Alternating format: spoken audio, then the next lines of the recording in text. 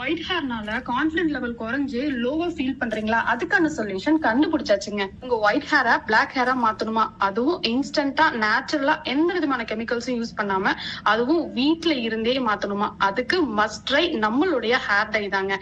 இதுக்கு ஒரே ஒரு சொல்யூஷன். இந்த ஹேர் டைல வந்து பாத்தீங்கன்னா ஹென்னா, வல்லாரை, ஜடாமன்சி, வேம்பாலம்பட்டை, கரிசலாங்கண்ணி, ஆம்லா, ஹைபிஸ்கஸ், சீவக்காய், சோப் நட்ஸ் இதெல்லாம் வச்சு நேச்சுரலாவே பண்ணிருக்கோங்க.